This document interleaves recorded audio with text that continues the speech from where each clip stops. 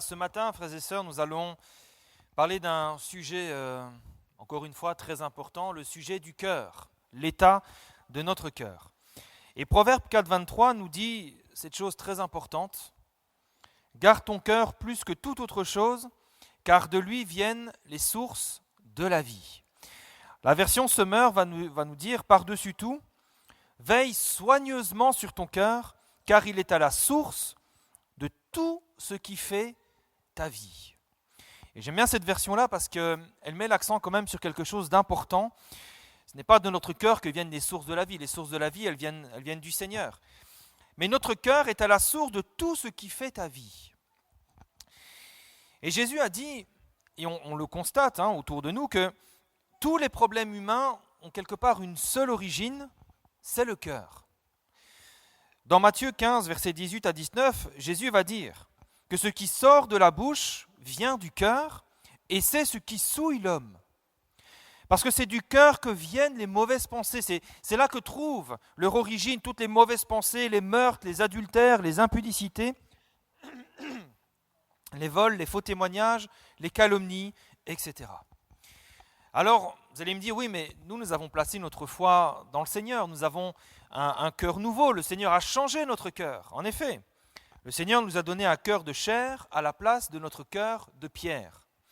Mais malgré cela, nous devons quand même veiller sur notre cœur, parce que comme nous l'avons lu, toute notre vie en dépend. Et Jésus va l'expliquer à travers une parabole. Et je vais vous inviter à ouvrir la Bible. On va lire ensemble dans Matthieu chapitre 13, versets 4 à 8.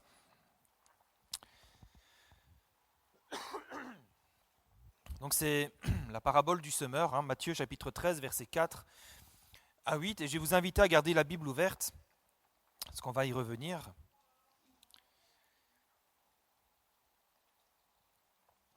Cette parabole nous parle donc d'un semeur qui sort pour semer. Et comme il sème, il y a une partie de la semence qui tombe le long du chemin. Et là, les oiseaux viennent et ils la mangent. Une autre partie tomba dans les endroits pierreux, où elle n'avait pas beaucoup de terre. Elle leva aussitôt, parce qu'elle ne trouva pas un sol profond. Et quand le soleil parut, elle fut brûlée et sécha, faute de racines. Une autre partie tomba parmi les épines. Les épines montèrent et l'étouffèrent. Une autre partie tomba dans la bonne terre. Elle donna du fruit, un grain 100, un autre 60 et un autre 30. Amen. Et Jésus ici, vous allez me dire, mais quel rapport avec le cœur ? Eh bien, Jésus va traiter ici une problématique. C'est qu'est-ce qui empêche la semence de la parole de Dieu de produire du fruit dans ma vie ? Qu'est-ce qui empêche la parole de Dieu de produire du fruit dans ma vie ? Et on voit ici déjà clairement que le problème ne vient pas de la semence. Le problème ne vient pas du semeur, mais plutôt de l'état du terrain sur lequel la semence va tomber. C'est-à-dire l'état de notre cœur, parce que les terrains représentent l'état de notre cœur. Et c'est l'état de notre cœur, la disposition de notre cœur qui va déterminer si la parole de Dieu pourra, oui ou non, produire du fruit dans ma vie. Sinon, comment expliquer qu'on entende la parole parfois depuis tellement d'années et pourtant on n'arrive pas à changer de comportement ? Et toujours les mêmes, toujours les mêmes rancunes, les mêmes médisances, les mêmes méchancetés. Comment expliquer parfois qu'on entende la parole de Dieu depuis tellement d'années, mais qu'on pratique sans cesse les mêmes péchés ? Pourtant, Jésus a dit, vous connaîtrez la vérité, la parole, la vérité vous rendra libre. Et pourquoi sommes-nous toujours captifs ? Pourquoi cette parole n'accomplit pas sa puissance dans ma vie ? Pourquoi ? Comment expliquer qu'on entende parfois la parole de Dieu depuis tellement d'années, mais qu'il y a pourtant, malgré tout, toujours tellement de légèreté dans notre cœur, un manque de sérieux, voire même d'indifférence vis-à-vis des choses de Dieu. Parfois, on est tellement indifférent. Est-ce que le problème vient de la parole de Dieu ? Est-ce que c'est la parole de Dieu qui a perdu de sa puissance, de son efficacité ? Non. Le problème ne vient jamais de la parole de Dieu. C'est ce que nous raconte la parabole du semeur. Et puis, la Bible nous déclare que la parole de Dieu, elle est puissante, elle est efficace. Dans Hébreux 4.12, il est dit que la parole de Dieu, elle est vivante, elle est efficace, elle est plus tranchante qu'une épée quelconque à 2 tranchants, pénétrante jusqu'à partager âme et esprit, jointure et moelle. Elle juge les sentiments et les pensées du cœur. Et puis la Bible déclare ailleurs, dans 2 Timothée 3,16, que toute la parole de Dieu est utile. Parfois on se dit, oui, mais c'est parce que la parole, là, c'est pas très utile pour moi, c'est pas quelque chose qui m'intéresse. Eh bien, 2 Timothée 3,16 nous dit que toute écriture, toute la parole de Dieu, l'intégralité de la Bible, elle est inspirée de Dieu et elle est utile. Elle est utile pour enseigner, pour convaincre, pour corriger et pour instruire dans la justice. Alors comment se fait-il que parfois, c'est comme si on n'arrivait pas à être instruit par la parole, ou enseigné, ou convaincu? Eh bien tout simplement parce que le problème ne vient jamais de la parole, mais il vient plutôt de notre cœur. En tout cas, si on se rend compte, si on réalise que la parole ne produit pas beaucoup de fruits dans ma vie, ce n'est pas la parole qu'il faut blâmer, c'est plutôt notre cœur qu'il faut regarder. Et vous savez, le fait d'avoir un cœur en mauvais état, un cœur qui ne permet pas à la parole de Dieu de produire du fruit dans ma vie, ça peut avoir des conséquences très graves. Nous ne devons pas oublier que si nous avons été sauvés, c'est pourquoi? Ce n'est pas pour avoir un bon travail, une bonne situation financière, ce n'est pas pour ça. Ce n'est pas pour la terre que nous avons été sauvés, mais c'est pour Dieu. Si nous avons été sauvés, c'est pour produire du fruit à la gloire de Dieu. Jean 15, verset 16, Jésus nous a dit « Je vous ai choisis et je vous ai établis afin que vous alliez et que vous portiez du fruit et que votre fruit demeure. » Si nous avons été choisis par Dieu, c'est pour porter du fruit. Et ensuite Jésus va dire, Jean 15 au verset 8, « Si vous portez beaucoup de fruits, c'est ainsi que mon Père sera glorifié et que vous serez mes disciples. » Alors qui que nous soyons, si nous ne produisons pas de fruits, eh bien, Jésus a déclaré que tout sarment qui est en moi et qui ne porte pas de fruits, il le retranche. Vous voyez pourquoi il faut veiller à l'état de notre cœur. L'enjeu est important. Alors qu'est-ce qu'il faut faire? Eh bien, Osée, chapitre 10, verset 12, va nous dire « Défrichez-vous un champ nouveau, il est temps de chercher l'Éternel. » Défrichez-vous un champ nouveau. Si notre cœur pose problème, si notre cœur ne parvient pas à ce que la parole de Dieu produise son fruit dans ma vie, eh bien il est temps peut-être de défricher son cœur. Et on va voir à travers la parabole du semeur comment défricher notre cœur pour que la parole de Dieu puisse y germer et produire son fruit. Le premier terrain que Jésus va mentionner dans sa parabole, c'est le long du chemin.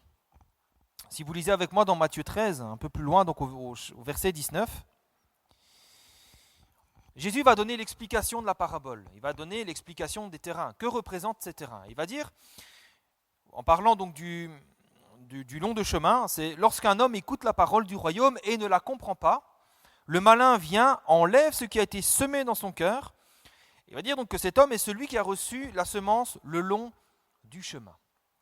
Alors le long du chemin, ça fait référence au chemin étroit qui séparait les champs entre eux dans la terre d'Israël à l'époque.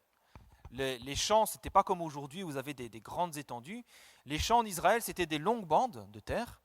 Et entre ces longues bandes de terre, eh bien, il y avait un chemin étroit qui était battu par le passage des semeurs et d'autres passants.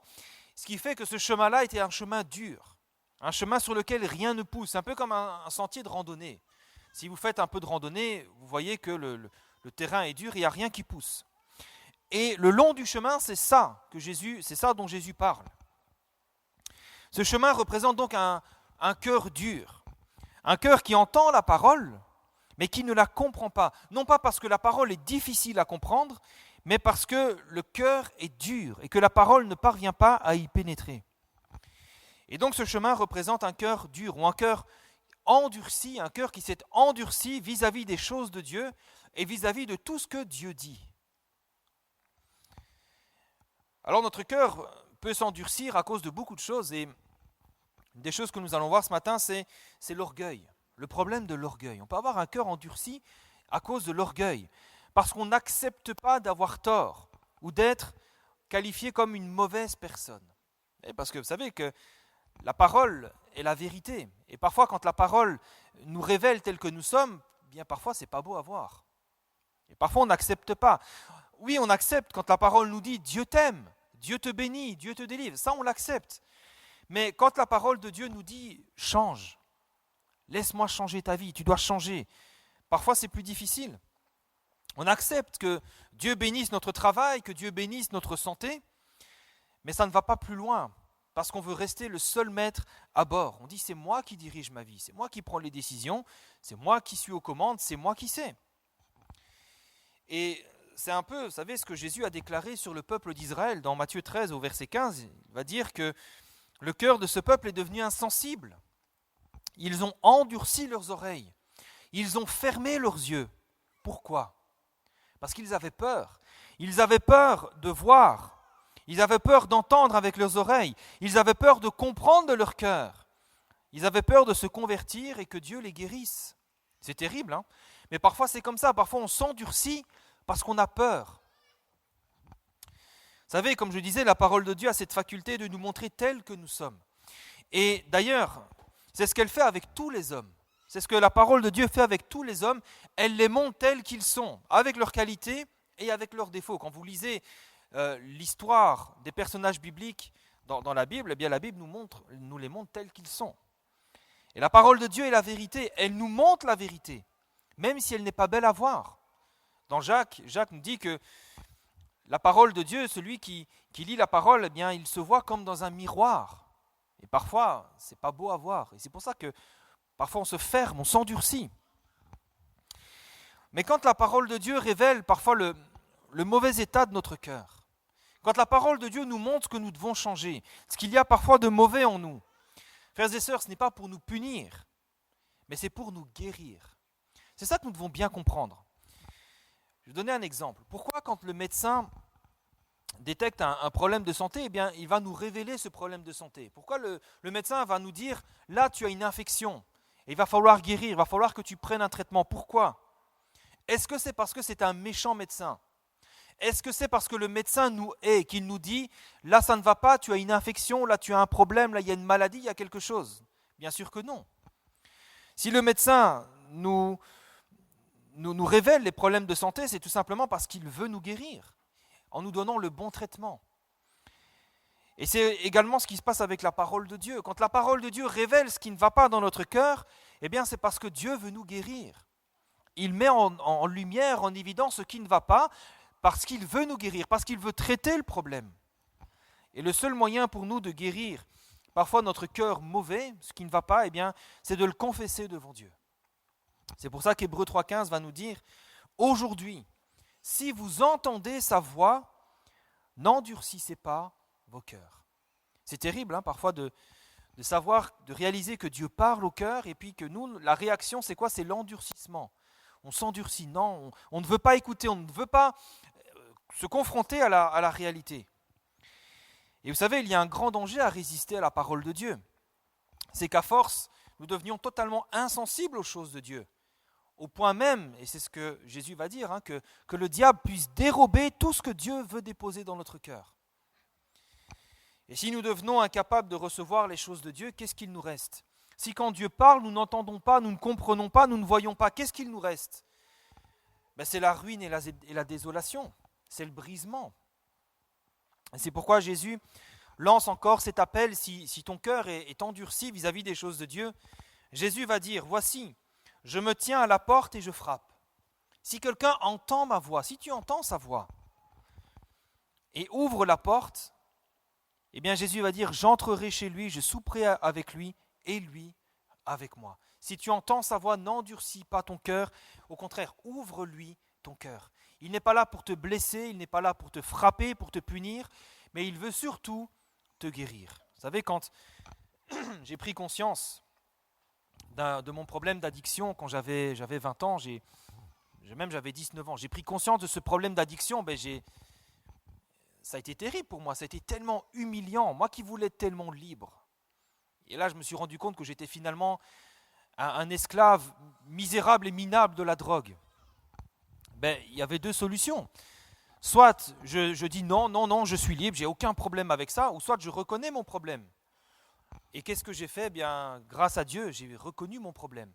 Je me suis tourné, je commençais à fréquenter un groupe de jeunesse, je me suis tourné vers mon responsable et je lui ai dit, tu sais, j'aimerais quand même m'en sortir, hein, c'est quand même pas facile et j'aimerais quand même m'en sortir. Alors on a prié pour moi, je suis allé à un camp de jeunesse et puis là, face à la parole de Dieu, qu'est-ce que j'ai fait? J'ai capitulé. J'ai dit, Seigneur, tu vois, je ne sais pas gérer ma vie. Alors viens. Puis le Seigneur est venu, il a frappé à la porte de mon cœur, j'ai entendu sa voix, qu'est-ce que j'ai fait? J'ai ouvert. J'aurais pu m'endurcir, mais où est-ce que je serais aujourd'hui, hein? Ensuite, Jésus va parler des endroits pierreux. Dans Matthieu 13, toujours versets 20 à 21, il va dire que celui qui a reçu la semence dans les endroits pierreux, c'est celui qui entend la parole et il la reçoit aussitôt avec joie. Mais il n'a pas de racine en lui-même. Il croit pour un temps et dès que survient une tribulation ou une persécution à cause de la parole, il y trouve une occasion de chute. Ici, les endroits pierreux représentent un cœur superficiel ou un cœur léger par rapport aux choses de Dieu. Ici, quand Jésus parle des endroits pierreux, il s'agit non pas d'une terre recouverte de pierres, mais c'est l'inverse. C'est un sol rocailleux recouvert d'une mince couche de terre. Et c'est un terrain qui était commun en Israël. Et de l'extérieur, vous savez, quand on regarde un tel terrain, on a l'impression que c'est une bonne terre. D'ailleurs, ce qu'on y sème pousse, c'est ce que Jésus va dire. Mais, parce qu'il y a un mais, quand le soleil se lève et que le soleil brille, eh bien il y a tout qui sèche et il ne reste plus rien. Vous savez, un cœur superficiel, c'est quand on reçoit la parole de Dieu avec joie, avec émotion, mais avec rien d'autre. Il n'y a rien d'autre que de l'émotion. Autrement dit, il n'y a pas d'engagement, il n'y a pas de repentance, il n'y a pas de prise de conscience, il n'y a pas de brisement, il n'y a peut-être même pas de foi véritable. Il n'y a que de l'émotion, il n'y a pas de profondeur. Extérieurement, alors, tout semble bon. Quand on regarde de l'extérieur, on se dit, mais tout va bien, gloire à Dieu, sauf que il n'y a pas de racine, c'est loin d'être le cas. Il n'y a pas de racine et l'épreuve, lorsqu'elle surviendra, eh bien, malheureusement, va déraciner, va sécher cette semence. Vous savez, c'est un peu la même histoire que le sage qui a bâti sur le roc et le fou qui a bâti sur le sable. De l'extérieur, rien ne permet de distinguer ces deux maisons. Elles sont quasiment identiques. Mais c'est l'épreuve, quand elle vient, qui va permettre de sonder les fondations, les fondements de ces maisons et de savoir si ces fondations sont solides, profondes et stables. Et donc ici, Jésus veut nous parler de l'épreuve à travers les endroits pierreux. Et l'épreuve, vous savez, permet parfois d'éprouver ce que nous croyons, d'éprouver si ce que nous croyons est sincère, véritable et profond. Vous savez, nous participons tous aux mêmes épreuves, que ce soit le chômage, la maladie, les problèmes de santé, tout ça, nous participons tous aux mêmes épreuves. D'accord ? Elles ne sont pas réservées que pour le monde. Nous qui croyons, nous y participons aussi. La différence, c'est que pour nous qui croyons, pour nous qui sommes enracinés en Christ, l'épreuve est un sujet de joie parce que l'épreuve va avoir pour effet d'affermir notre foi. Elle va permettre de produire en nous le caractère de Christ. Vous savez, comment apprendre à aimer comme Dieu nous aime s'il n'y a personne qui nous hait? Comment aimer nos ennemis si personne ne nous hait? Comment pardonner si personne ne nous blesse? C'est comme ça que le caractère de Christ est produit en nous. Dans Jérémie chapitre 17, versets 7 à 8, le prophète va écrire « Béni soit l'homme qui se confie dans l'Éternel et dont l'Éternel est l'espérance. » C'est celui qui s'appuie tout entier sur le Seigneur. Il va dire « Il est comme un arbre planté près des eaux et qui étend ses racines vers le courant. » Donc on voit ici qu'il y a des racines, il y a une différence quand même déjà avec la semence qui est semée dans les endroits pierreux. Il n'aperçoit point la chaleur quand elle vient. Vous voyez, alors on voit encore la différence. Quand la chaleur vient, lui, il ne l'aperçoit point. Celui qui n'a pas de racines sèche, mais lui, quand la chaleur vient, il ne l'aperçoit point. Son feuillage reste vert.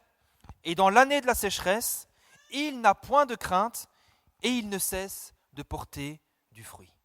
Vous voyez la différence. L'épreuve fortifie ceux qui sont attachés à Christ. Mais l'épreuve peut aussi révéler la légèreté de nos cœurs. Et même pire, l'épreuve peut même devenir une pierre d'achoppement. J'ai entendu moi, des histoires comme ça où certains disent « Je ne viens plus parce que le pasteur ne m'a pas dit bonjour ». Ou certains quittent les assemblées en disant « Eh bien, ici, il n'y a pas d'amour ». C'est quelque chose que j'ai entendu de mes propres oreilles. Ce n'était pas ici, c'était en Belgique. Quelqu'un qui était vexé, fâché, disant « Ouais, là-bas, il n'y a pas l'amour, je m'en vais ailleurs ». Alors j'aimerais poser une question en retour. Eh bien, ceux qui ont quitté leur assemblée parce que le pasteur ne leur avait pas dit bonjour, est-ce que eux, eh bien, ils se préoccupent d'aller vers les autres? Est-ce que eux, ils se préoccupent d'aller accueillir les autres et de leur dire bonjour? Ceux qui critiquent l'Église en disant qu'il n'y a pas d'amour, eh bien, est-ce que eux, ils donnent de l'amour à leur prochain? Est-ce qu'ils se préoccupent des besoins des autres et est-ce qu'ils se soucient de leur prochain? Et généralement, la réponse est non. Parce qu'ils ne sont centrés que sur eux-mêmes. Alors que la base de l'Évangile consiste à se tourner vers Dieu et vers les autres. Quand nous recevons la parole de Dieu, que la parole produit des racines en nous, eh bien nous ne sommes plus tournés vers nous-mêmes, mais nous sommes tournés vers Dieu et vers les autres. C'est ce que Jésus va nous enseigner dans Matthieu 22, versets 36 à 40. Il y a quelqu'un qui vient lui dire « Maître, quel est le plus grand commandement de la loi ?»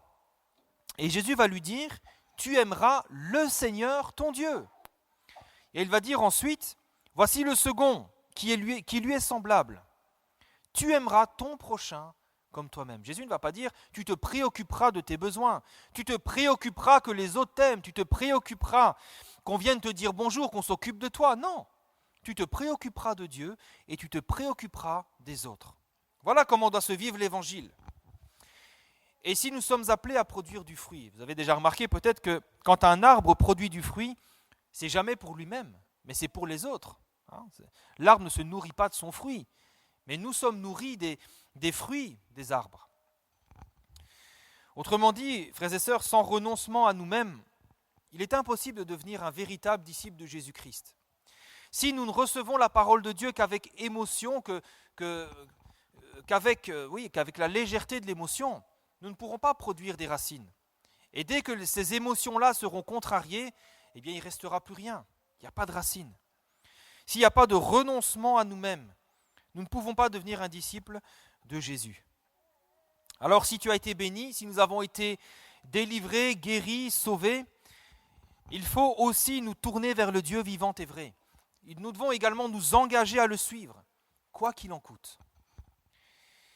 Et enfin, le troisième terrain, toujours Matthieu 13 au verset 22, Jésus va dire que celui qui a reçu la semence maintenant parmi les épines, on a vu le long du chemin, le cœur endurci, nous avons vu les endroits pierreux, donc un cœur léger, un cœur superficiel vis-à-vis des choses de Dieu, un cœur où il n'y a que de l'émotion, il n'y a pas la foi, et maintenant c'est les épines. Et celui qui a reçu la semence parmi les épines, c'est celui qui entend la parole, mais en qui les soucis du siècle et la séduction des richesses étouffent cette parole et la rendent infructueuse. Ici, la semence qui tombe parmi les épines, c'est lorsque la semence tombe sur une terre dans laquelle se trouvent déjà des racines de ronces et d'autres mauvaises herbes. Le semeur ne va jamais semer là où il y a déjà des ronces et des épines. Personne ne sème dans ces endroits-là. Il sème sur une terre qui semble bonne, sauf qu'il y a des racines de ronces et d'autres mauvaises herbes. Et dans cette parabole, Jésus va nous dire que la bonne semence va pouvoir grandir, mais elle ne pourra jamais produire du fruit, parce qu'elle n'aura pas la vitalité nécessaire, parce que les ronces et les mauvaises herbes vont lui voler toutes ses ressources. Ici, les épines représentent les soucis de la vie en général, les choses de la terre, des choses qui parfois nous préoccupent et qui peuvent parfois tellement nous préoccuper qu'elles peuvent finir par prendre toute la place et étouffer la parole de Dieu qui est semée dans nos cœurs. Et on voit ici que ce n'est pas un problème d'indifférence vis-à-vis de la parole de Dieu, ni un problème de légèreté. Le cœur est sincère, on aime les choses de Dieu, sauf que il n'y a plus les forces, il n'y a plus les ressources nécessaires. Et ici, le problème, c'est que les inquiétudes, les tracas, les soucis vont éteindre notre foi et rendre la parole infructueuse dans nos vies. Alors, il s'agit bien ici de l'inquiétude. Et quelqu'un a dit un jour cette phrase que j'aime beaucoup, « L'inquiétude ne chasse pas le chagrin du lendemain. L'inquiétude ne va pas chasser le problème de demain, l'inquiétude ne va faire que priver aujourd'hui de sa force. Autrement dit, l'inquiétude ne va avoir que pour seul effet de nous priver de nos forces aujourd'hui. L'inquiétude, c'est quoi? L'inquiétude, c'est une mauvaise réaction face à un problème.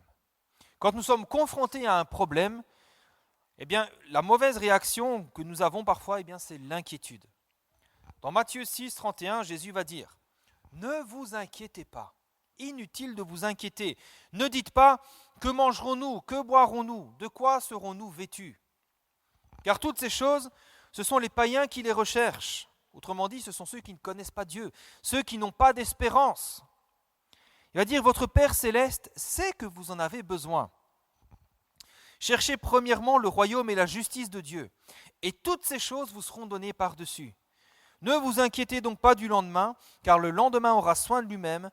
À chaque jour suffit sa peine. » Autrement dit, la bonne réaction et la bonne attitude face à nos problèmes, ce n'est pas l'inquiétude. Ce n'est pas de commencer à se préoccuper de tout ça, c'est de se tourner vers le Seigneur et chercher le royaume et la justice de Dieu. Voilà la bonne réaction à adopter face à nos problèmes. C'est ce que Jésus nous enseigne ici. Pourquoi est-ce qu'il nous dit « Ne vous inquiétez pas de ce que vous mangerez, ce que vous boirez, de ce quoi vous serez vêtus » Parce que votre Père céleste sait ce dont vous en avez besoin. Pourquoi Jésus nous dit ces choses? Eh bien tout simplement, c'est pour nous rassurer. C'est pour nous rassurer. Jésus nous dit « Votre Père qui est dans les cieux et qui vous aime, il est au courant de votre situation. Il est au courant de notre situation, de nos problèmes. Il le sait. Il sait quels sont tes besoins.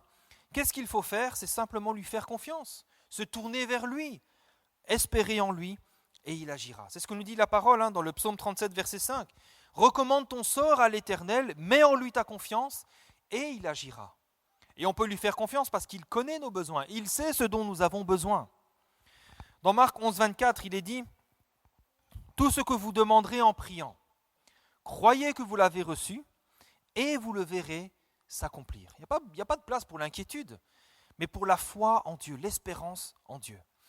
Et ce sont des textes qui nous encouragent à choisir de faire confiance au Seigneur face à tous nos problèmes, plutôt que de céder à l'inquiétude. Et vous savez, parfois c'est un défi. Parfois c'est un défi, les problèmes sont là. Il y a l'inquiétude qui commence à vouloir nous submerger. Et c'est un défi de faire confiance au Seigneur. Mais est-ce que nous voulons le relever, ce défi? Est-ce que tu veux le relever?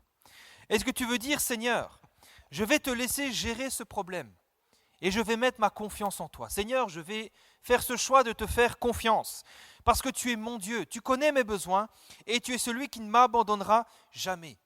Tu es celui en qui je décide de placer ma confiance. Est-ce que tu veux relever ce défi? De toute façon, quel autre choix avons-nous? Vous savez, c'est quelque chose de facile à comprendre. Qu'est-ce que nos inquiétudes nous rapportent? Est-ce que nous dormons mieux? Est-ce que nous sommes davantage en paix quand nous nous inquiétons? Est-ce que nous avons un meilleur appétit? Vous savez, moi, à un moment donné, il y avait une situation qui m'inquiétait tellement il y a plusieurs années que je n'avais plus d'appétit. Pourtant, j'aime manger, j'aime beaucoup manger. J'avais plus d'appétit. J'en avais plus et ça commençait même à m'angoisser plus parce que je devais serrer ma ceinture un peu plus parce que je perdais du poids. Est-ce que, à cause de nos inquiétudes, nous sommes plus fervents dans la prière? Est-ce que nous aimons davantage lire la Bible? Est-ce que notre amour pour Dieu et pour les choses de Dieu grandit? Bien sûr que non, et parfois c'est même tout le contraire. Alors, vous savez, les problèmes sont bien réels. Je ne suis pas en train de dire qu'on doit ignorer les problèmes. Ils sont bien réels, ils nous tombent dessus parfois sans que nous le voulions, et on ne peut pas les choisir, on ne peut pas le choisir. Par contre, ce que nous pouvons choisir, c'est comment nous allons traiter le problème, comment nous allons traiter les choses peut-être catastrophiques qui nous arrivent. Et nous avons le choix. Soit nous les traitons par la foi, c'est-à-dire je choisis de faire confiance au Seigneur. Ou alors on se laisse aller à l'inquiétude. Mais le choix nous appartient. Et parfois, vous savez, c'est un combat. Il y a un combat dur, un combat difficile, parce que les racines de l'inquiétude sont si profondes et si nombreuses que ça peut prendre du temps à tout enlever. Mes frères et sœurs, prenons courage ce matin. Prenons courage. Le Seigneur est avec nous. Et ce qui est impossible aux hommes est possible à Dieu. Ne te décourage pas, mais continue à combattre et garde la foi. Garde la foi. Continue à faire confiance au Seigneur parce qu'il est avec nous et qu'il nous donne la victoire. Alors je sais que parfois c'est difficile. Parfois on lutte, on est dans la paix et puis il y a toutes les inquiétudes qui reviennent et ça revient et on doit recombattre. Eh bien, combat. Ne cède jamais à l'inquiétude, au désespoir, à l'angoisse, à la peur. Mais place ta confiance dans le Seigneur. Matthieu 13, 23 nous dit enfin que celui qui a reçu la semence dans la bonne terre, c'est celui qui entend la parole et qui la comprend. Il porte du fruit et un grain en donne 100, un autre 60 et un autre 30. Ici, c'est facile à comprendre, la bonne terre représente un cœur qui est bien disposé, un cœur qui est débarrassé de l'endurcissement, de la légèreté et de l'inquiétude du siècle présent. D'ailleurs, pour revenir à ça, il y a une image qui me revient. Vous savez, Jésus a dit, il n'y a pas de soldat qui, pour plaire à celui qui l'a enrôlé, s'embarrasse des choses de la vie. Et Jésus nous parle de ça pour nous dire comment nous devons gérer notre vie chrétienne, comment nous devons gérer les choses de la foi. Et il prend donc l'image du militaire. Et j'aime bien cette image, moi, des militaires. Bon, moi, je n'ai pas fait mon service militaire, mais ceux qui l'ont fait, vous me direz si je me trompe ou pas, mais quand un soldat est engagé au service militaire, de quoi est-ce qu'il s'inquiète ? Est-ce qu'il s'inquiète de quoi il sera vêtu ? Ben non, on lui donne son habit. Est-ce qu'il s'inquiète de là où il va dormir ? Ben non, parce qu'on lui donne sa couchette. Est-ce qu'il s'inquiète de savoir ce qu'il va manger ? Non, parce qu'on lui donne à manger. Est-ce qu'il s'inquiète de savoir ce qu'il va faire de sa journée ? Bien sûr que non, on lui donne des ordres, on lui donne une occupation. Il ne s'inquiète même pas de son réveil, de se dire, bon mince, je dois mettre mon réveil demain pour pas que je sois en retard. Non, on s'occupe de le réveiller. Il y a un clairon qui sonne, je ne sais pas si c'était comme ça. Bon. Eh bien pour nous, avec le Seigneur, c'est pareil. On n'a pas à s'occuper de quoi nous serons vêtus, le Seigneur s'en occupe. On n'a pas à s'occuper de savoir ce qu'on va manger, le Seigneur s'en occupe. On n'a pas à se préoccuper des choses de la terre, puisque le Seigneur s'en occupe déjà. Il dit, déchargez-vous sur lui de tous vos soucis, il prend soin de vous. Tout ce que nous avons à nous préoccuper, c'est notre mission. C'est ce que le Seigneur nous demande de faire. C'est ce que Jésus dira. Ces choses-là, ce sont les païens qui les cherchent. Votre Père sait dont vous avez besoin. Cherchez premièrement le royaume et la justice de Dieu. Focalisons-nous sur les choses de Dieu, puisque Dieu s'occupe déjà de nous. Pourquoi s'inquiéter de quelque chose que le Seigneur pourvoit déjà ?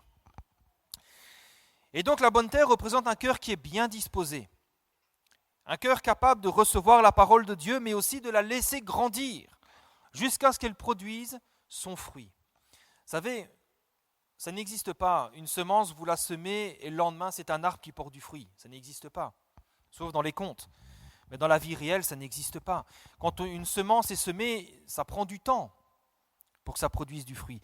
Et ça demande aussi de la patience et de la persévérance. Et une bonne terre, c'est une terre qui ne va pas s'inquiéter de ce que la semence va grandir. Dans Marc 4, 26, 27, Jésus va dire, il en est du royaume de Dieu, comme quand un homme jette de la semence en terre. Qu'il dorme ou qu'il veille, nuit et jour, la semence germe et croît sans qu'il sache comment. Faisons confiance au Seigneur. Maintenant, comment faire pour avoir ce cœur comme une bonne terre ? Eh bien, parfois, frères et sœurs, nous devons défricher notre cœur. Nous devons enlever ou corriger ce qui ne va pas. Alors, ce matin, peut-être la question que le Seigneur te pose, c'est quel est l'état de ton cœur ? Est-ce que ton cœur est endurci ? Est-ce que ton cœur est léger ? Est-ce que ton cœur est préoccupé ? Parfois, ça peut être un mélange de tout ça aussi. Mais ça nous demande un travail actif de notre part. Nous devons défricher notre cœur. Nous devons être vigilants et veiller à être donc vigilants à l'endurcissement de notre cœur. Veillons à l'orgueil, à ne pas se laisser gagner par l'orgueil. Autrement dit, acceptons toujours la vérité, même si elle est dure à entendre. Vous savez, quand la parole je le rappelle, quand la parole révèle ce qui ne va pas, quand on se sent repris par la parole de Dieu, eh bien c'est parce que Dieu veut nous guérir. C'est parce que Dieu veut nous guérir, c'est pas parce qu'il veut nous punir ou nous faire mal, c'est parce qu'il veut nous guérir. Quand on met de l'alcool sur une plaie, c'est pas parce qu'on est sadique et qu'on veut nous faire mal, c'est pour désinfecter. Et parfois, la parole de Dieu, elle a cet effet-là dans notre vie. Donc prenons garde, soyons vigilants à l'endurcissement. Soyons vigilants également sur la légèreté de notre cœur. Recevons la parole de Dieu avec joie, bien sûr, mais surtout avec foi. Vous savez, la foi, ce n'est pas simplement écouter et être dans la joie. La foi demande un engagement, une action de notre part. La foi véritable, ce n'est pas seulement recevoir de Dieu, mais c'est bâtir toute sa vie et tous ses choix sur Dieu et sur sa parole. Et enfin, soyons vigilants également pour ne pas avoir un cœur préoccupé par les choses du monde. Bon, oui, tu dois t'inquiéter pour tes études, pour ton travail. On doit pas être négligent vis-à-vis de ces choses-là. On doit les traiter.